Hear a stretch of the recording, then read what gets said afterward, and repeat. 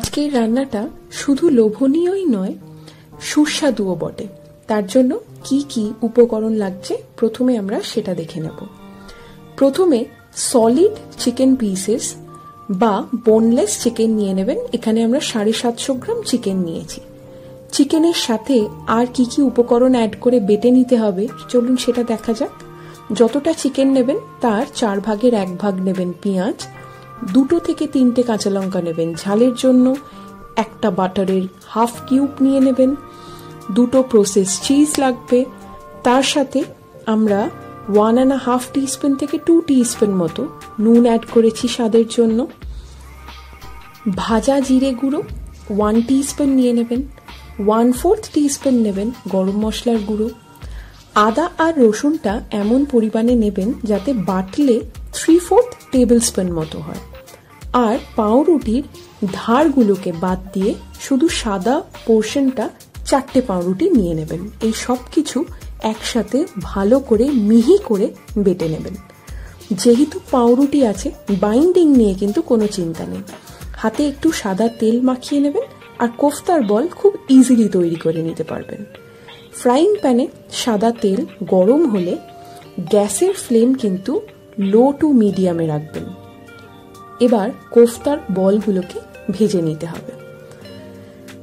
গ্যাসের ফ্লেম যদি হাই করে দেন সেক্ষেত্রে বাইরেটা রং চলে আসবে কিন্তু ভেতরটা কাঁচা থেকে যাবে।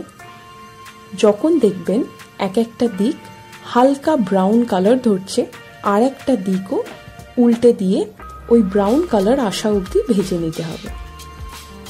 তারপর দুদিকেই ভালো রং ধরলে তেল থেকে সাবধানে তুলে নিন। চাইলে একটা কিচেন টিস্যু ব্যবহার করতে পারেন। নেক্সট কিন্তু আমরা দেখব যে গ্রেভির জন্য কি কি স্টেপ ফলো করতে হয়। প্রথমেই কোফতার তেল চাইলে একটু সাদা তেল, সেই তেলটাকেই ব্যবহার করুন। তাতে অ্যাড করে দিন 2 কাঁচা লঙ্কা, 5 থেকে 7-8 কোয়া রসুন, আদা 1 থেকে 1.5 ইঞ্চি আদা সরু স্লাইস করে কুচিয়ে নেবেন। আর পেঁয়াজ এখানে 3 থেকে 4টে মাঝারি সাইজের পেঁয়াজ স্লাইস করে কাটা অ্যাড করে দিয়ে 12 থেকে 15টা কাজু বাদাম ব্যবহার করা হয়েছে। 1 টিস্পুন নুন অ্যাড করে সামান্য 5 থেকে 10 মিনিট সময়ের জন্য ভেজে নিয়ে ঠান্ডা করে বেটে নেবেন। সাদা তেলেতে 1 টিস্পুন বাটার অ্যাড করে ফোড়ন দিয়ে দিন দারচিনি আর ছোট এলাচ।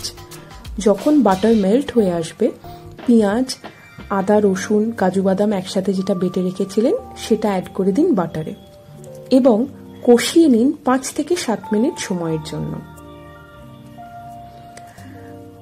5 থেকে 7 মিনিট এই বাটাটা যখন বাটারেতে কষিয়ে নেবেন দেখবেন যখন ধার থেকে বাটারটা রিলিজ করছে 1 টিস্পুন নুন, 3/4 টিস্পুন চিনি আমরা অ্যাড করে দিয়েছি এই স্টেজে। এরপর টক দই ফেটিয়ে রাখবেন। 150 থেকে 200 গ্রাম টক দই অ্যাড করে গ্যাসের ফ্লেম লো রেখে আগে ভালো করে মিশিয়ে নেবেন। দই থেকেও কিন্তু অয়েল রিলিজ করার ব্যাপার আছে। তারপরে একে একে বাকি উপকরণগুলো অ্যাড করতে হবে। এখানেতে 150 গ্রাম মতো আমরা ফ্রেশ ক্রিমও ফেটিয়ে নিয়ে সেটা অ্যাড করেছি। আর বাকি অ্যাড করা রইল হচ্ছে নুন আর গোলমরিচ গুঁড়ো।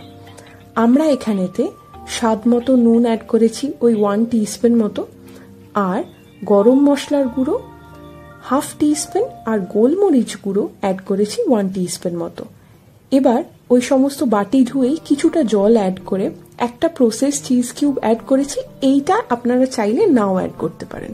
যখন পুরো রান্নাটা ফুটে উঠবে তখন কোফতার বলগুলো গ্রেভিতে ছেড়ে দিন।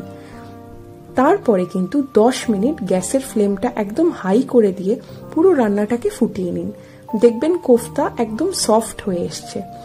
ঠিক এই রকম স্টেজে একটু বেশি গ্রেভি অবস্থায় সামান্য বাটার অ্যাড করে ওপর দিয়ে যদি চান একটুখানি গরম মশলার গুঁড়ো ছড়িয়ে দিয়ে সার্ভ করবেন।